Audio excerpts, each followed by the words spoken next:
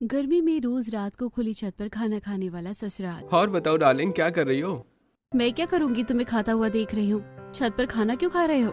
छत पर खाना खाकर एक अलग सुकून पहुंचता है। हमारी बिग फैमिली के साथ बैठकर खाना खाती है। वो लोग खाना खाकर चले गए हैं, इसीलिए तो मैं तुमसे यहाँ पर बात कर पा रहा हूँ अकेले में। ओहो, ऐसी बात है क्या? उनके साथ भी खाना खाने के बाद वीडियो कॉल कर सकते थे। ओहो यार, तुम तो छोटी छोटी बातों को नोटिस करती हो। मैं तुम्हें टाइम दे रहा हूँ, इतना काफी नहीं है क्या? थोड़े दिन रुक जाओ, घर में तुम्हारी बात कर लेता हूँ, फिर तुम भी यहाँ मेरे साथ बैठकर खाना खाना।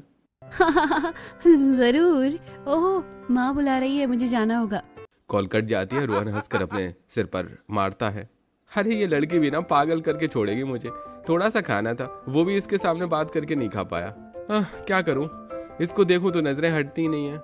बात भी नहीं सुनी। जब यहाँ पर आएगी तो रोज हम सबके लिए खाना बनाकर छत पर लेगी और हम खुली हवा में बैठकर खाना खाएंगे। अरे देवर जी, आपकी प्लेट कब आएगी? दे दो, मुझे बर्तन साफ करने हैं। आया भाभी, आया। प्लेट का मैं भी नीचे लेकर आ रहा हूँ। रोहन अपनी भाभी को जाकर प्लेट दे देता है। अगले दिन घर में संडे की छुट्टी होती है। मौका देखकर रोहन अपने बड़ों के सामने बैठ जाता है और शिवानी की फोटो देखकर शादी करने की बात करता है।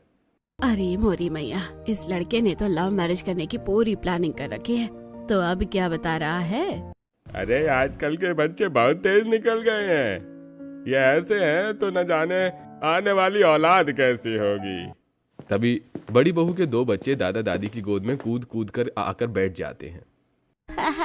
बड़े दादू देखो, अनु फ्रिज में से आम चुरा कर खा रही थी तो मैंने इसकी वीडियो बना ली और मम्मी को दिखा भी दी।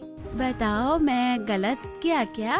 तुझे तो मैं छोड़ूंगी नहीं, चीकू के बच्चे। दादी, ये भी फ्रिज से आम चुरा कर खा रहा था, उसको देखकर ही मैंने फ्रिज खोल कर खाया, लेकिन इसने मेरे टाइम पर वीडियो बना दी। देख ले हेमा, ब्रिजेश, देख ले, ये है तेरे पोता पोती और हमारे पर पोता पोती। दादा दादी, मम्मी पापा, प्लीज बताओ ना, मेरी शादी करवा दोगे ना? देखो वो लड़की बहुत अच्छी है, आप उससे मिलकर देखो, वो अच्छे से इस घर को संभालेगी। तेरी ये बताने वाली बात तो मुझे भी पसंद नहीं आई, लेकिन अब तुम दोनों को ही जिंदगी बतानी है तो हम क्या ही बोल सकते हैं, क्यों माँ जी? हाँ, कर ले शादी। अगर तू शादी करना चाहता है तो हमारी तरफ से हाँ है। ये सुनते ही रोहन खुश हो जाता है और जोर से सीटी बजाता है। सीटी की आवाज सुनते ही बाहर से ढोल वाले लोग आकर घर में ढोल बजाने लगते हैं, तो बाकी सभी नाचने लगते हैं और बच्चे भी खूब मस्ती करते हैं। कुछ ही दिन में घर के बड़े बुजुर्ग लड़की को देखकर आते हैं, पसंद करते हैं और सगाई करने के बाद 2 हफ्तों में रोहन की शिवानी से धूमधाम से शादी हो जाती है। अच्छे से बहू का गृह प्रवेश करके घर में ले आते हैं। अगले दिन बहू पहली रसोई में बहुत अच्छा खाना बनाती है। अरे वाह बहू, तुमने तो बहुत अच्छा खाना बनाया। ये हुई ना बात, बस ऐसे ही खाने की तलाश थी। वैसे यकीन नहीं हो रहा रोहन बेटा, तेरी बीवी ने इतना बढ़िया खाना बनाया है। चाची चाची, मुझे आइसक्रीम खाना है, आइसक्रीम दे दो। बेटा मैं आइसक्रीम नहीं बनाई हूँ, लेकिन मैं शाम तक बना दूंगी। अभी आप मेरी बनाई हुई मैंगो खीर खा लो, ये भी आपको आइसक्रीम जैसी टेस्टी लगेगी, ठंडी ठंडी। सच्ची चाची, मुझे भी दो ना, इस पागल को मत दो। ओहो, मैं पागल नहीं हूँ, तू पागल है। मेरी चीटिंग मत कर, जब देखो वही खाता है जो मैं खाऊंगी। ये लोग तो फिर से चालू हो गए हैं। ये लो तुम दोनों मैंगो वाली खीर खाओ। दीदी, इन दोनों में से छोटा कौन है? ना इनमें से कोई छोटा है, ना इनमें से कोई बड़ा है। ये दोनों जुड़वा पैदा हुए थे, इसलिए दोनों भाई बहन लड़ते रहते हैं। मैं बहुत परेशान हो जाती हूँ। बचपन में इन्हें कैसे संभाला है मैं ही जानती हूँ, लेकिन इतना बड़ा परिवार है तो इतनी मुश्किल भी नहीं हुई है। जो भी कहो, लेकिन दोनों में से कोई कम नहीं है। बहू जरा पूड़ी बना कर लाओ, देखो सबकी प्लेट में खाना कम हो गया है, बातें बाद में कर लेना।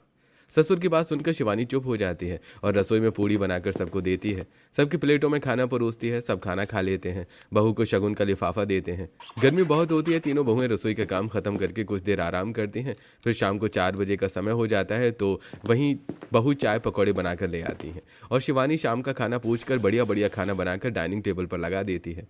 सब कुछ अच्छे से डेकोर हो गया, कोई कमी तो नहीं लग रही ना? सुबह तो मेरे पास इतना टाइम नहीं था, लेकिन अब बस परफेक्ट रखूंगी। सोच रही हूँ कैंडल जला दूं, कैंडल लाइट डिनर हो जाएगा।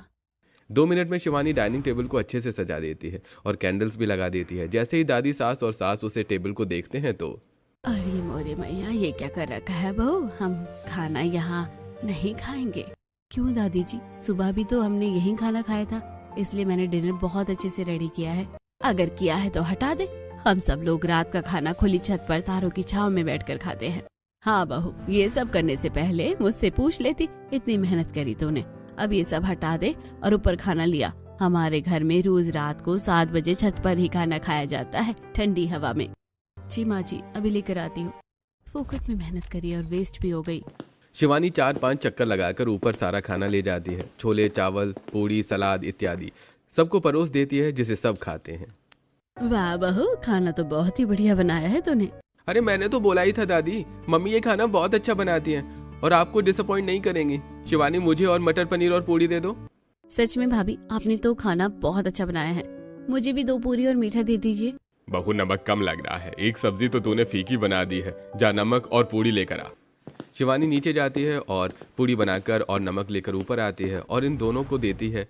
इतने में दोनों बच्चे पानी पानी की रट लगाते हैं। चाची चाची, आप मुझे पानी दे दो। नहीं चाची, पहले मुझे दो, पहले मैंने मांगा है। शान शान बच्चों, मैं तुम दोनों को पानी देती हूँ। अरे शिवानी, तुमने आइसक्रीम तैयार की थी ना, जाओ ले आओ। हाँ बहू, सलाद भी खत्म हो गई है, सलाद भी ले आना। हे भगवान, मैं कितनी देर से ऊपर नीचे के चक्कर काट रही हूँ। पता नहीं ये लोग ऊपर खाना क्यों खा रहे हैं। नीचे खाना खाते तो इतना मुश्किल नहीं होता। कभी किसी के लिए नमक लेने जाओ, कभी पानी, कभी कुछ।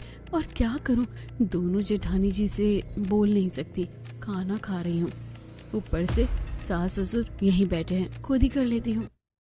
इतना कहकर शिवानी खुद ही नीचे रसोई में चली जाती है और बगल में पानी की बोतल, हाथ में नमक, दूसरे हाथ में आइसक्रीम का डिब्बा उठाकर ऊपर ले जाती है। तब बच्चों के साथ शिवानी बड़ों को भी पानी परोस देती है। ये अब तो हम सब मिलकर आइसक्रीम खाएंगे। सही में रोहन, तेरी बिंदनी तो बड़ी समझदार है, लेकिन शिवानी बहुरी आइसक्रीम क्या हम सबको हाथ में खिलाएगी? आइसक्रीम की कटोरी, चम्मच तो ले आ, और ये झूठे बर्तन भी ले जा। अरे हाँ, ये तो मैं भूल ही गई, अभी ले जाती हूँ दादी जी। शिवानी एक बार फिर रसोई में जाकर सबके झूठे बर्तन रखती है और आइसक्रीम के लिए बर्तन ऊपर ले आती है, जिसे सब खाते हैं। तब ठंडी हवाएं भी चलने लगती हैं। छत के पास एक पेड़ भी था, जिसके पत्ते वहां गिर रहे थे। सच में जी, छत पर बैठकर खुला आसमान में खाने खाने का मजा ही कुछ और है। अरे तुमने बिल्कुल ठीक कहा, इसीलिए तो मैं चाहता हूँ ये परंपरा हमेशा बनी रहे। परंपरा? दादाजी, कैसी परंपरा? यही कि बहू गर्मी में रोज रात को तुम्हारे ससुराल वाले खुली छत पर खाना खाना पसंद करते हैं। अच्छा दादाजी, सास ससुर कम थे क्या, जो ये दादा दादी भी हर चीज में अपनी पसंद रखते हैं? मैं तो थक गई हूँ, टांग अलग दर्द हो रही है। वाह चाची, बहुत टेस्टी आइसक्रीम है, कल भी मेरे लिए ऐसे ही बनाना। ठीक है अनु, चीकू, मैं कल भी तुम्हारे लिए आइसक्रीम बना दूंगी और कल चॉकलेट वाली बनाऊंगी। खुश? हाँ चाची। सब लोग आइसक्रीम खाकर नीचे चले जाते हैं और अपने कमरे में सो जाते हैं। वहीं शिवानी किसी तरीके से सारे झूठे बर्तन उठाकर रसोई में ले जाती है, तो रोहन भी उसकी मदद कर देता है। ये लो शिवानी, झूठे गिलास और ये नमक की कटोरी ऊपर रह गई थी, मैं ले आया। हेलो, आप जल्दी करो, मेरे पास आ जाओ, कोई भी नहीं है। अरे तुम पागल हो गए हो, कैसी बातें कर रहे हो? कोई आ गया ना, रसोई में गड़बड़ हो जाएगी। अरे कोई गड़बड़ नहीं होगी, बस एक बार। रोहन सबके सो जाने का फायदा उठाकर उसे उंगली पकड़ाकर जोर जोर से घूमता है, कमर पकड़कर डांस करता है। हर घड़ी तेरी यादों में, वादों में, इरादों में आऊंगा, खो जाऊंगा, एक दिन तेरा हो जाऊंगा। तुम्हें रोमांटिक होने के लिए यही जगह मिली है क्या? अभी बेलन से मारूंगी, कोई आ जाएगा ना। चलो हटो यहाँ से, बर्तन साफ करने दो। ये क्या, मैं तुम्हारे लिए रोमांटिक मोमेंट क्रिएट कर रहा हूँ और तुम यहाँ पर जोर जोर से दांत फाड़ रही हो। छोड़ो, मैं जा रहा हूँ। रोहन जैसे ही जाता है, शिवानी उसे गालों पर किस कर देती है। Baby, I am waiting. पागल लड़का। शिवानी रसोई का काम खत्म करके बिस्तर पर जैसे ही लेटती है तो सो जाती है। ओहो, इस लड़की का इतना इंतजार किया और ये थक कर सो गई। कोई बात नहीं, बेचारी ने आज सीढ़ियों के चक्कर भी काफी लगाए हैं। रोहन भी सो जाता है। अगले दिन तीनों बहू रसोई में काम कर रही होती हैं और दोनों बच्चों को रंजन पीहू स्कूल के लिए तैयार कर देती है। फिर सब लोग साथ बैठकर ब्रेकफास्ट करते हैं। दादी, अब मुझे दूध नहीं पीना, मेरा पेट भर गया, मुझे स्कूल जाना है। दादी देखो, ये चीकू का बच्चा कितना बेकार है, दूध भी नहीं फिनिश किया। मैं तो अच्छी बच्ची हूँ ना, मैंने तो अपना खाना भी खा लिया और चॉकलेट दूध भी पी लिया। चुप कर। देखो दादी, देखो बड़ी दादी कैसी चटर पटर कर रही है, कुछ नहीं आता है इसको। ये स्कूल में लंच नहीं खाती, अपनी सहेली को खिला देती है। अरे चीकू तो पागल है क्या? क्या क्या बोल रहा है? अब देख, तेरी भी सारी बातें बताया करूंगी मैं। ये देखो हमारे घर के छोटे नटखट शैतान। चलो जल्दी स्कूल जाओ। अरे चलो, आज मैं बच्चों को स्कूल छोड़ने चलता हूँ। नहीं पिताजी, आज बच्चों को स्कूल में छोड़ दूंगा, आप घर पर रहो। अरे हम दोनों चलते हैं, लड़ना क्यों है? आज बच्चे परदादा दादा के साथ स्कूल जाएंगे। हाँ, नजर ना लगे। तब हरिदास और ब्रजेश दोनों बच्चों के स्कूल बैग को हाथ में ले लेते हैं और उन्हें स्कूल छोड़ने जाते हैं। वहीं तीनों बहू घर के कपड़े लत्ते धोती हैं। दीदी, मेरा तो अब खाना बनाने का बिल्कुल मन नहीं कर रहा, जब से ये खाना बनाकर हमें आराम दे रही है। बिल्कुल सही बोली है तू, मेरा भी अब काम करने का मन नहीं है। लेकिन दीदी नहीं, बहू है, अगर इसने हमें मदद करने के लिए कहा तो हम क्या करेंगे? वो सब तो मुझ पर छोड़ दो। अरे शिवानी, ये एक बाल्टी के कपड़े और सूखने रह गए हैं, जरा इसे सुखा दो। हमने पानी निकाल दिया है, छत बहुत बड़ी है इसलिए आराम से सुखाना। ठीक है दीदी। अच्छा है, ये यहाँ से हमारी फुसफुसाना वाली बात भी नहीं सुन पा रही है। फिर कपड़े सुखाने के बाद तीनों बहू नीचे आ जाती हैं। शिवानी कमरे में आराम करती है, तब पीहू आके, अरे शिवानी, तुम तो सो रही हो क्या? चलो रहने तो, मैं खुद कर लूंगी। अरे कोई बात नहीं दीदी, बस अभी आंखें ही बंद करी थी। क्या काम है बताइए, मैं कर देती हूँ। अरे रात को रमन बहुत सारे आम लेकर आए थे, अब वो आम खराब ना हो जाए तो सबके लिए मैंगो शेक बना दो, वैसे भी बहुत गर्मी है। ठीक है दीदी, मैं बना देती हूँ। शिवानी रसोई में जाकर आम के छिलके उतारकर मैंगो जूस बना रही होती है। वहीं दोनों सास टीवी देखकर बातें कर रही होती हैं और दोनों जेठानी कमरे में कूलर चलाकर लेट जाती हैं। बाप रे, कितनी गर्मी बढ़ गई है ना। और वो तो अच्छा है हमारा कमरा ठंडा है, लेकिन जो शिवानी का कमरा है ना, वो बहुत गर्म है। मैंने तो वो कमरा लेने से मना कर दिया था। हाँ, और मैं भी दीदी, तो देवरानी जी को भी वो कमरा मिल गया। वैसे कूलर की ठंडी हवा में मजा तो बहुत आ रहा है। वाह, ऐसा लग रहा है जैसे महारानी वाली जिंदगी जी रहे हैं हम लोग। अच्छा है, अब हमें सास और दादी सास की गुलामी नहीं करनी पड़ रही है। अब हमसे छोटी आ गई है ना, हम उससे अपना काम करवा सकते हैं। हाँ दीदी। इतने में शिवानी मैंगो जूस बनाकर घर में सबको दे देती है। ब्रजेश भी दोनों बच्चों को स्कूल से ले जाता है। बच्चे और ब्रजेश भी ठंडा ठंडा मैंगो जूस पीते हैं। अरे वाह चाचा, आपने हमें ठंडा ठंडा मैंगो जूस दे दिया। हाँ बहू, मैं तो कहने ही वाला था कि मैंगो शेक बना लो।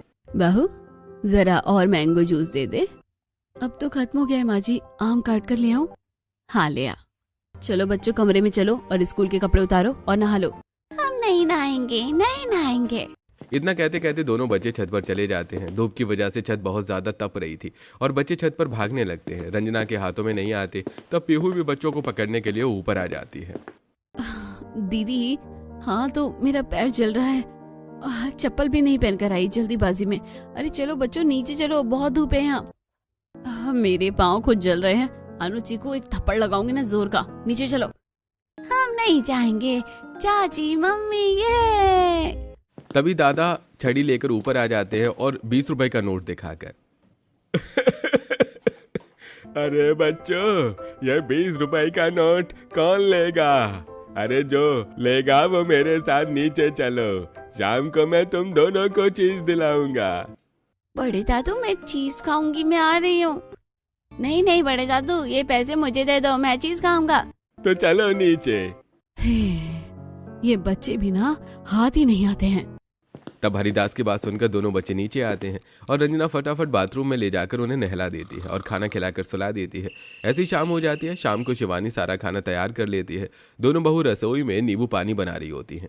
दीदी, मुझे एक बात कहनी थी। दीदी, मैं थक जाती हूँ सारे बर्तन ले जाकर, और फिर आना जाना फिर करना पड़ता है।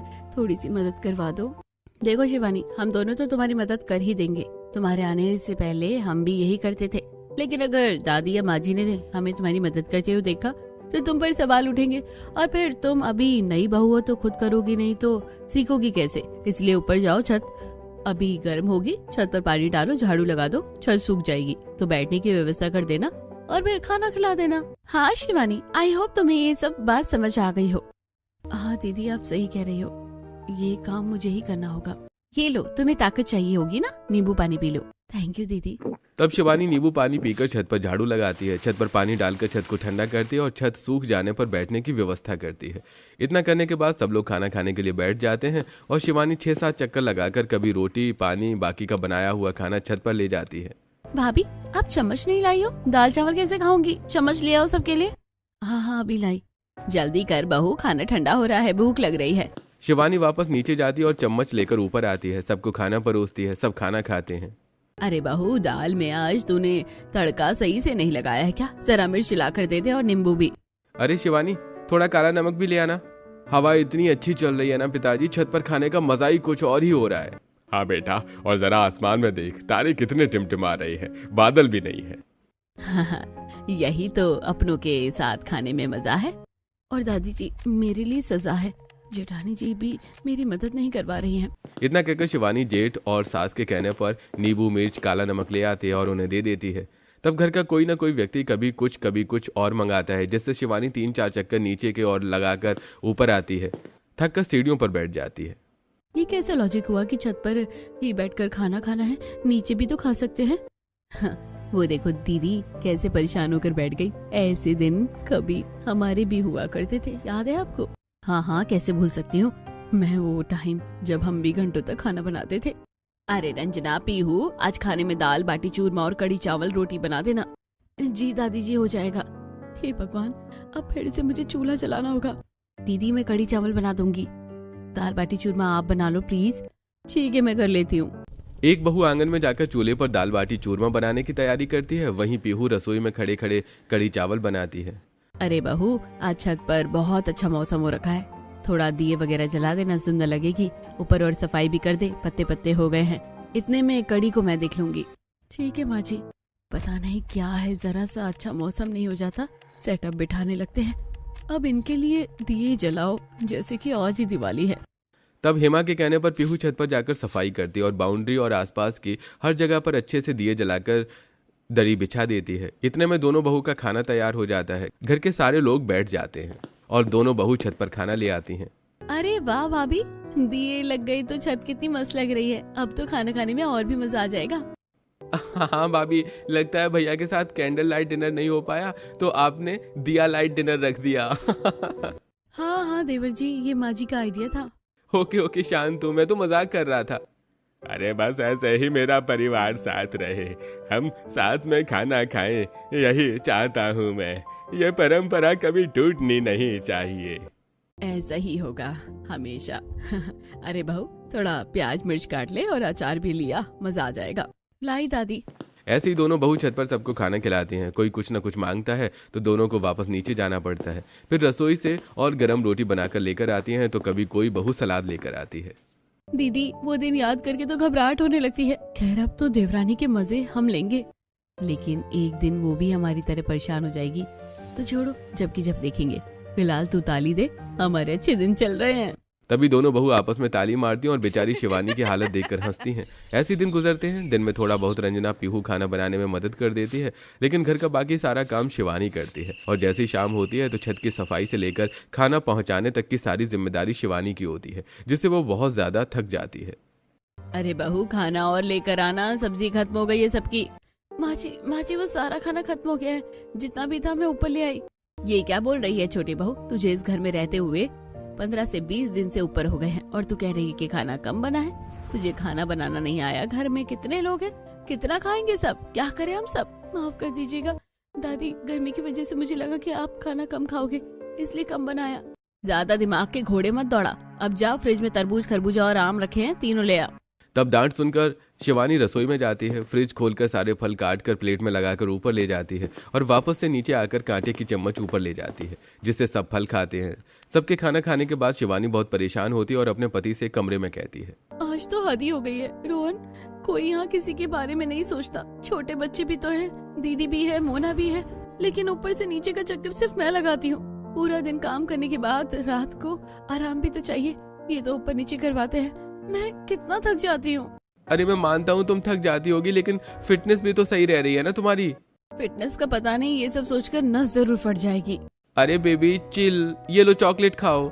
तब शिवानी चॉकलेट खाकर सो जाती है। थोड़ी बारिश हो जाती है और मौसम साफ हो जाता है। ठंडी हवाएं चल रही थी। तब दादा दादी ऊपर खाने की बात करते हैं। तब शिवानी को दिन में भी सारा खाना बनाकर ऊपर ले जाना पड़ता है। चल बहू, तू भी बैठकर खाना खा ले, बहुत बढ़िया मौसम हो रहा है। गर्मी में यही चीज अच्छी लगती है कि छत पर आ जाते हैं, वरना ठंड में ठंडी हवाओं की वजह से छत पर भी नहीं आ पाते हैं और धूप भी कम होती है। हाँ दादी जी, ये तो है। शिवानी जैसे ही एक निवाला खाने का खाती है, इतने में मोना, रमन, अरे यार मौसम इतना अच्छा है लेकिन रोटियों के ऊपर घी ही नहीं है, शिवानी घी लेकर आ जाओ। भाभी, और फ्रिज में से आइस क्यूब भी ले आना, पानी में डालकर पीऊंगी। अरे मोना, मैं भी आकर ही बैठी हूँ, तुम ले आओ। भाभी मेरा मन नहीं है, आप भी चले जाओ ना। यह सुनकर शिवानी को ही जाना पड़ता है। तब शिवानी नीचे से लाकर घी और बर्फ दे देती है। इसलिए मैं यहाँ बैठकर खाना नहीं खाती, क्योंकि ये लोग मुझे चैन से खाना थोड़ी ना खाने देंगे। सबके खाने के बाद आखिर मैं खाती हूँ। अरे बहू, आज मौसम बहुत अच्छा है, रात को भी मौसम अच्छा रहेगा। ऐसा करो तो थोड़ा सा लाइट वगैरह लगा देना। हाँ हाँ दादी जी, बिल्कुल वैसे ही जैसे एक दिन हमने छत पर दिए सजाए थे। मैं तो कह रही हूँ माँ जी, पापा जी, दादी, रोज रोज हम छत पर बैठकर खाना खाते हैं, बोरिंग हो गया है। अगर अलग थीम की तरह खाना खाएंगे तो मजा आ जाएगा। शिवानी, आज रात को ना ढाबा स्टाइल रखना, खाना भी और डेकोरेशन भी। अगले दिन कुछ और रखना। क्यों नहीं दीदी, पूरा प्लान बनाया जा रहा है कि कैसे मेरी टांगों का कुछ चुंबर निकले। ऐसे ही रात होती है। शाम को छत पर काफी ठंडी हवा चल रही थी, तो धूल मिट्टी भी उड़ रही थी। तब बहू भी डेकोरेट कर रही थी, सारी खराब हो रही थी। और फिर ढाबा स्टाइल बनाने के लिए वो 3-4 खटियां लाती है और स्टील के जग, मिट्टी के बर्तन लेकर आती है और लाइट लगाकर ढाबा स्टाइल परोसती है। आइए आइए, मात्र 100 रुपए की वेज थाली खाइए। दादाजी, आज इतना डाटा क्या है? आज मैं पैसे लूंगी। अरे ठीक है, ले लेना। तुमने इतनी मेहनत भी ही तो की है। अपने परिवार को ऐसे साथ बैठकर खाना खाते देखकर मुझे बहुत अच्छा लगता है। मेरा दर्द एक तरफ, दादाजी की आंखों में जो परेशानी और खुशी एक साथ मुझे दिख रही है, वो एक तरफ जैसे कि कुछ छुपा रहे हैं। अरे बहू, खाना लगा। सब लोग खाना खाने बैठ जाते हैं। इतने में पड़ोसियों को बहू के हाथ के बने खाने की खुशबू आती है। तब वो अपनी छत टाप कर वहाँ आ जाते हैं। क्या बात है ब्रिजेश जी, हेमा बहन, वैसे तो आप रोज रात को छत पर खाना खाते हो, लेकिन आज कुछ बढ़िया इंतजाम कर रखा है। हम भी आ जाए, हमें भी भूख लग रही है आपको देखकर। आ जाओ, आपको कोई मना कर सकता है क्या? वैसे तो मैं खाना खाकर बैठ गया था, लेकिन अब और भूख लग गई है। कढ़ाई पनीर की आ रही है खुशबू, और गरम गरम पूरी चावल भी। मैं भी खाऊंगा दादाजी, मैं भी खाऊंगा। काश मम्मी पापा भी होते, नई वाली चाची ने बनाया होगा जरूर। हाँ, मेरी नई चाची ने ये सब कुछ बनाया है और सजाया भी है। हे भगवान, इतना बड़ा मेरा परिवार है, अब ये लोग भी आ गए हैं। अब खाना कम पड़ गया तो। बहू, तू सोच क्या रही है? खाना लगा, इन लोगों के लिए भी प्लेट लेकर आ। हाँ हाँ माँ जी, मैं बहुत ही फ्री हूँ सबका खाना लाने के लिए। शिवानी सीढ़ियां उतरकर जाती है और रसोई से बर्तन लेकर आती है, सबको खाना परोसती है। वाह बहू, खाना तो बड़ा चोखा बनाया है तूने। हाँ बहू, जरा और पूरी सब्जी दे। शिवानी नीचे जाकर पूरी बनाकर लाती है और सब्जी भी ले जाकर परोस देती है। शिवानी, जरा मुझे और इनको भी सब्जी दे दो। दीदी, सब्जी तो खत्म हो गई है। यार, तुम ठीक से खाना क्यों नहीं बनाती हो? अभी किसी का भी पेट नहीं भरा होगा। ऐसा करो, सबके लिए बड़ा दही और आम पन्ना बना कर ले आओ। चाची, मुझे मैगी खानी है, मैगी बना दो। हाँ, मैं भी खाऊंगा, छत पर बैठकर मैगी खाऊंगा। कब शिवानी नीचे जाकर बड़ों के लिए दही, शक्कर, आम पन्ना लेकर छत पर आती है और बच्चों के लिए मैगी बनाई होती है। फिर मैगी लेने नीचे जाती है और फिर ऊपर आती है। मैगी की एक कटोरी अन्नू, चीकू ने लड़कर गिरा दी होती है। देखो मम्मी पापा, जानबूझकर इसने मेरी मैगी खराब कर दी और मुझे और मैगी खानी है। मैंने कुछ खाया भी नहीं था। अरे बच्चों, रोते नहीं है। शिवानी बहू, इसके लिए मैगी लेकर आ, वरना ये रोती रहेगी रात भर। लाई दादाजी। शिवानी दोबारा से मैगी बनाकर ऊपर लेकर आती है और जहाँ मैगी गिरी होती है उसकी सफाई के लिए नीचे से झाड़ू पोछा लाती है और लगाती है। ऐसे ही दिन गुजरते हैं। एक बार घर पर मेहमान आ जाते हैं। वो रात को रुकते हैं तो उनकी फरमाइश के लिए भी शिवानी ऐसे ही गर्मी में परेशान होकर रात को खाना बनाती है। पसीने में पूरी भीग जाती है, लेकिन मेहमानों की डिमांड खत्म नहीं होती।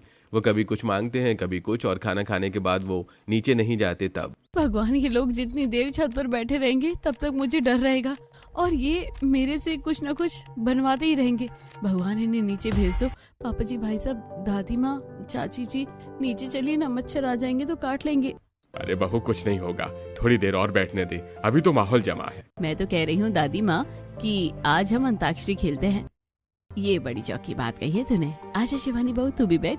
आज चारों तरफ बहुत प्यार फूलों से भरा डेकोरेशन था। लाइट जल रही थी। सब लोग घेरे में बैठ जाते हैं और अंताक्षरी खेलना शुरू करते हैं। तब तकिया उछलने पर मीरावती के हाथ में आता है। तब वो ठुमका लगाकर, अच्छा ठीक है बच्चों, नाच भी रही हूँ, गाना भी गा रही हूँ। खतुबा कितने दीवाने मेरे, इतने दीवानों में किसकी बनूं मैं महबूबा। खतुबा खतुबा खतुबा। क्या बात है दादी, आप तो आज भी मटकती हो। बस बहुत हुआ, अब शिवानी बहू गाएगी। नहीं नहीं दादी, मैं नहीं। अरे बहू, गाना। हाय चुपती जल्दी गर्मी का मौसम आया, चुपती जल्दी गमोरिया लाया, आया मौसम ठंडे ठंडे डरमी कूल का, ठंडे डरमी कूल का। चाची ये गाना तो मुझको भी आता है। अभी तेज आंधी चलने लगती है। सब लोग लाइट बंद करके नीचे चले जाते हैं और सो जाते हैं। ऐसे घर वाले और दोनों जेठानियां जानबूझकर शिवानी से काम करवाती हैं और रोज रात को छत पर अलग अलग थीम का डेकोरेशन और खाना बनवाती हैं, जिससे वो परेशान हो जाती हैं। एक बार तो आंधी के चक्कर में रोटी उड़कर हेमा के मुंह पर आ जाती है, जिससे सब लोग हंसने लगते हैं। मम्मी फेस पैक नहीं मिला तो रोटी लगा ली क्या? चुप कर बहू, खाना बर्बाद हो गया है धूल मिट्टी से और ठंडा भी हो गया है। जा दोबारा खाना बना ले और चारों तरफ चादर बिछा दे जिससे धूल मिट्टी इधर ना आए। माँ जी, दादी जी, मैं आप सबकी बहुत इज्जत करती हूँ, लेकिन आप लोग यहाँ पर खाना मत खाओ। मुझे बहुत परेशानी होती है ऊपर नीचे करने में, कोई मेरी मदद भी नहीं करता। आप सब नीचे खाना खा लो। बहू तुझे पता भी है तू क्या बोल रही है, हम ये परंपरा नहीं तोड़ सकते। दादी, परंपरा के चक्कर में आपको मेरी तकलीफ नहीं दिखाई देती? अरे तकलीफ की बात कर रही है तो मैं बताता हूँ तुझे की तकलीफ क्या होती है। मैं तो इतना छोटा था, मुझे कुछ पता नहीं था। जब 8 साल का हुआ तो मेरे नाना ने मुझे बताया। नाना जी मेरे मम्मी पापा कहाँ हैं? मेरे दादा दादी, मैं आपके साथ क्यों रहता हूँ? मुझे उनके साथ रहना है, उनके साथ खाना खाना है। आज मैं आपके साथ खाना नहीं खाऊंगा। अरे मेरे बच्चे, तू 3 साल का था तब तेरे माता पिता और दादा दादी वैष्णो देवी घूमने गए थे। तुझे बुखार था इसलिए तू मेरे पास था। आते टाइम दुर्घटना में चल बसे। जब से तू मेरे पास ही रह रहा है और अब तेरे नाना नानी ही तेरा परिवार है। मेरे स्कूल के सब बच्चे नाना नानी अपने मम्मी पापा के साथ बाहर पिकनिक घूमने जाते हैं, खाना खाते हैं, लेकिन ये पल तो मेरे नसीब में कभी नहीं आएगा। उसके बाद से मैंने ठान लिया कि अब मैं अपने परिवार को हमेशा साथ रखूंगा। हम सब साथ बैठकर खाना खाएंगे, लेकिन इसीलिए हम रोज रात को छत पर बैठकर खाना खाते हैं। अपने परिवार को खोने के बाद मुझे समझ आता है कि परिवार का प्यार क्या होता है। फिर ये बच्चे बड़े हुए, ये ऑफिस से आकर फोन में लग जाते हैं, इसलिए मैंने नियम बनाया कि हम सब रात को बैठकर साथ में छत पर खाना खाएंगे। माफ कर दीजिए दादाजी, मुझे नहीं पता था आपकी परंपरा के पीछे इतना बड़ा डर था। हरिदास की बात सुनकर शिवानी पिघल जाती है और फिर खाना बनाकर ले आती है। ऐसे कुछ दिनों तक चलता है, लेकिन अब उसकी हालत खराब हो जाती है। पैर दर्द करने लगते हैं, जिससे वो सीढ़ियों से फिसल जाती है। किसी को उसके दर्द के बारे में पता नहीं चलता। अंदर का खून जमा होता रहता है। 4 दिन बाद वो जैसे ही खाना दादी सास को परोस रही होती है कि गिर पड़ती है। अचानक से उसके गिर जाने से घर वाले परेशान हो जाते हैं और फौरन अस्पताल ले जाते हैं, जहाँ डॉक्टर उसका पैर देखकर घर वालों को सुनाता है। ये क्या हरकत की आप लोगों ने? ये चोट तो 4-5 दिन पुरानी है, खून सिर पर जम गया है। आप 4 दिन बाद आए? और लेट हो जाते तो पैर काटना पड़ जाता। इतनी ज्यादा लापरवाही घर में आपको कोई देखता नहीं है क्या? मैं क्या बोलूं डॉक्टर साहब, जब तक मैंने सबको बोला किसी ने मेरी नहीं सुनी, इसलिए मैं अपने दर्द को रोज सहते हुए चुपचाप काम करती रही, जिससे शायद मेरे पैरों की ये हालत हो गई है। कैसे लापरवाह लोग हैं आप? सारा काम एक ही बहू के जिम्मे में था। इतना बड़ा परिवार होकर भी उनके पैर की कंडीशन की वजह से 10-15 दिन तक ये चल नहीं सकती। इनका ख्याल रखिएगा। अरे बहू, मेरी बात सुनकर तूने अपना दर्द किसी को नहीं बताया, ना मुझे। अरे माफ कर दे, तेरी इस हालत का जिम्मेदार मैं हूँ। मैं भी, हम सब तेरे इस हालत के जिम्मेदार हैं। हमें तुझे देखना चाहिए था। मैं भी तुम्हारी इस हालत का जिम्मेदार हूँ शिवानी। अब से जिसको ऊपर खाना खाना होगा वो खुद खाना लेकर जाएगा, और हफ्ते में बस संडे के ही दिन ही हम छत पर खाना खाएंगे, बाकी दिन नीचे। हाँ दादाजी, सबका साथ तो वहाँ पर भी मिल जाएगा। सबको अपनी गलती का एहसास होता है। शिवानी का ट्रीटमेंट हो जाने के बाद व्हील चेयर पर शिवानी घर पर आती है। दोनों जेठानी भी माफ़ी मांगती हैं और उसको संभालती हैं। इस तरह सब रोज़ रात को छत पर बैठकर खाने की आदत छोड़ देते हैं और संडे के दिन रात को कूलर लगाकर छत पर खाना खाते हैं। दोस्तों, आपको इस कहानी में किसका किरदार अच्छा लगा, हमें कमेंट करके ज़रूर बताएं।